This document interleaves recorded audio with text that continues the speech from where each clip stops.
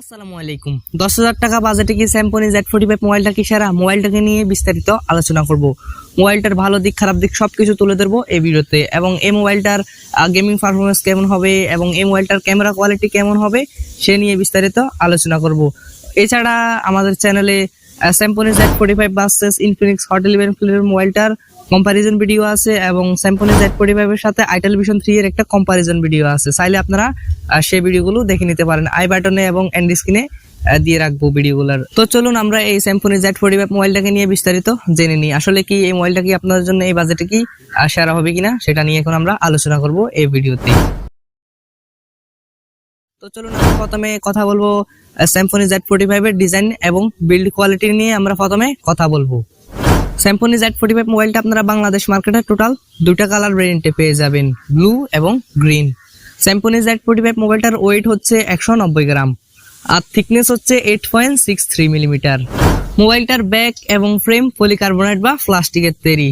আর মোবাইলটাতে volume up down button এবং power button থাকছে। আর নিচের দিকে আসলে আপনারা পেয়ে যাচ্ছেন টাইপ সি পোর্ট। মোবাইলটার নিচে আরো থাকছে 3.5mm জ্যাক পোর্ট।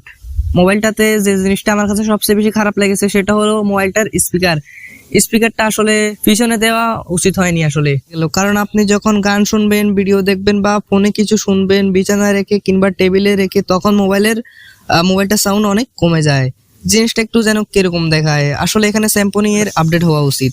আসলে এই স্পিকারটা পিছনে না দিয়ে মোবাইলটার নিচে দেওয়া উচিত ছিল স্পিকারটা। মোটামুটি আমার কাছে বাজেট অনুযায়ী স্যামসং Z45 এর ডিজাইনটা মোটামুটি ভালো লেগেছে। আপনাদের কাছে স্যামসং Z45 এর ডিজাইন এবং বিল্ড কোয়ালিটি কেমন লেগেছে সেটা কমেন্ট বক্সে জানাতে ভুলবেন না। এবার আমরা কথা বলবো স্যামসং Z45 এর ডিসপ্লে সেকশন নিয়ে কথা বলবো। মোবাইলটাতে আপনারা 6.52 ইঞ্চের একটি IPS LCD ডিসপ্লে পাচ্ছেন। আর মোবাইলটার ডিসপ্লে রেজুলেশন হচ্ছে 720x1600 পিক্সেলস। আর মোবাইলটাতে 269 PPI থাকছে।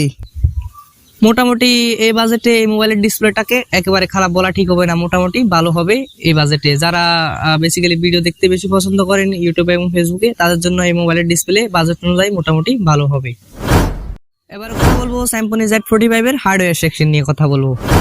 মোবাইলটাতে অ্যান্ড্রয়েড 11 এর সাপোর্ট থাকছে এবং মোবাইলটাতে চিপসেট হিসেবে ব্যবহার করা হয়েছে UniSoC T610, যেটি 12 ন্যানোমিটার আর্কিটেকচারে বিল্ড করা একটা অক্টা-কোর প্রসেসর।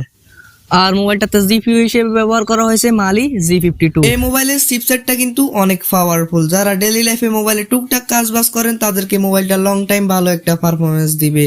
আর গেমিং এর কথা বলতে গেলে ফ্রি ফায়ারের মতো গেমগুলো মোটামুটি ভালোই খেলতে পারবেন। তবে আপনি যখন অতিরিক্ত মাত্রায় গেম খেলবেন তখন কিছুটা হিটিং ইস্যু লক্ষ্য করবেন এবং মাঝে মধ্যে ল্যাগ হ্যাং এর দেখাও পেয়ে যাবেন। আর মোবাইলটাতে আপনারা দুইটা সিম কার্ডের পাশাপাশি একটা মেমোরি কার্ড ইউজ করতে পারবেন। আর মোবাইলটা আপনারা বাংলাদেশ মার্কেট একটা ভেরিয়েন্টে পেয়ে যাবেন 4+64GB, যার অফিসিয়াল প্রাইস রাখা হয়েছে 10,190 টাকা। এবার কথা বলবো স্যামসং Z45 এর মেইন ক্যামেরা সেকশন নিয়ে কথা বলবো। মোবাইলটাতে ডুয়াল ক্যামেরা সেটআপ দেওয়া হয়েছে, যার মেইন সেন্সরটি হলো 13 মেগাপিক্সেলের এবং আরেকটি 2 মেগাপিক্সেলের ডেপথ সেন্সর থাকছে। আর মেইন ক্যামেরা দিয়ে সর্বোচ্চ ভিডিও রেকর্ড করতে পারবেন 1080p 30fps। মোবাইলটা আলো পেলে কিন্তু মোটামুটি ভালো ছবি তুলতে পারবে। আর যেহেতু বাজেটটা কম, সেক্ষেত্রে এই মোবাইলের ক্যামেরা থেকে আপনারা তেমন ভালো একটা পারফরমেন্স আপনারা পাবেন না। মোটামুটি ভালোই হবে, আলো ফেলে মোটামুটি ভালো ছবি দিতে পারবে মোবাইলটাতে কোনো ধরনের জাইরো ইএস না থাকায় ভিডিও করার সময় ভিডিওতে শেখে একটা ফিল পাবেন। আর যদি ট্রাইপডে রেখে স্থির ভিডিও করতে পারেন তখন কিন্তু ভালো একটা রেজাল্ট আপনারা পাবেন। কথা বলবো স্যামসং Z45 এর সেলফি ক্যামেরা সেকশন নিয়ে কথা বলবো। মোবাইলটাতে 8 মেগাপিক্সেলের ক্যামেরা থাকছে এবং সেলফি ক্যামেরা দিয়ে সর্বোচ্চ ভিডিও রেকর্ড করতে পারবেন 720p 30fps এ। সেলফি ক্যামেরার বেলায়ও সেম, মোবাইলটা যখন আলো পাবে তখন আপনাদেরকে ভালো ছবি দিতে পারবে। আর এখানে খারাপ লেগে গেল, এখানে সেলফি ক্যামেরায় 720p 30fps না দিয়ে 1080p 30fps টা দিলে ভালো হতো। সো বিষয়টা একটু খারাপ লেগে গেল। আসলে বাজেট অনুযায়ী মেনে নেওয়ার মতো সেলফি ক্যামেরা এটা। আর কানেক্টিভিটির কথা বলতে গেলে মোবাইলটা হচ্ছে 4G মোবাইল, আপনারা সর্বোচ্চ 4G নেটওয়ার্ক ইউজ করতে পারবেন। আর মোবাইলটাতে WiFi, Bluetooth, GPS, hotspot, FM রেডিওর মতো সুবিধাগুলো থাকছে মোবাইলটাতে।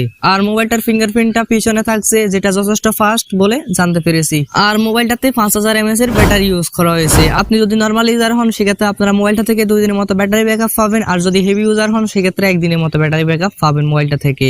এবার আমরা কথা বলবো স্যামসং Z45 এর দুর্বলতা নিয়ে। আমার কাছে বিশেষ করে খারাপ লেগেছে এই স্পিকারটা। মোবাইলের স্পিকারটা আসলে পিছনে দেওয়া উচিত হয়নি, নিচে দেওয়া উচিত ছিল।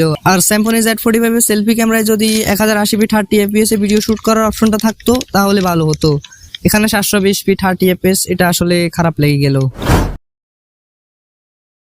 মোবাইলটার দাম অনুযায়ী মোবাইলটাতে ভালো কিছু অফার করতেছে, যেমন 4+64GB র্যাম পাচ্ছেন, ডিসপ্লেটাও মোটামুটি ভালো, আর ক্যামেরাটাও এভারেজ, আর পাওয়ারফুল চিপসেট রয়েছে এই দামে। Symphony আপনাদেরকে এই দামে ভালো একটা চিপসেট দিয়েছে, যেটা দিয়ে আপনারা বেশ ভালোই গেমিং করতে পারবেন, আর ডে টু ডে ইউজের জন্য তো মোবাইলটা অনেক ভালো হবে। Symphony আপনাদেরকে এই বাজেটে ভালো একটা চিপসেট দিয়েছে, এর থেকে আর বড় কিছু কি হতে পারে। আসলে এই বাজেটে এর থেকে আর বেশি কিছু চাওয়াটাই ভুল। আশা করি আমি আপনাদেরকে ক্লিয়ারলি সবকিছু বিস্তারিত বুঝাতে পেরেছি। এখন ডিসিশনটা আপনি নেন, যেহেতু টাকা আপনার, এখন চয়েসটাও আপনার হাতে। অবশ্যই এন্ড স্ক্রিনে যে ভিডিওগুলো দিব সেগুলো অবশ্যই দেখে নেবেন। তো ভিডিওটা কেমন লেগেছে কমেন্ট বক্সে জানাতে ভুলবেন না, এবং ভিডিওতে লাইক, সাবস্ক্রাইব, কমেন্ট, শেয়ার করে চ্যানেলটির সাথে থাকবেন। আর আমাদের সকল সোশ্যাল মিডিয়াগুলোর লিংক ভিডিওর ডেসক্রিপশন বক্সে দেওয়া আছে, চাইলে যুক্ত হয়ে নিতে পারেন। আমাদের ফেসবুক গ্রুপেরও লিংক দেওয়া আছে, চাইলে জয়েন করে নিতে পারেন। তো দেখা হচ্ছে আগামী পর্বে নতুন কিছু নিয়ে। ততক্ষণ সবাই সুস্থ থাকবেন। খোদা হাফেজ।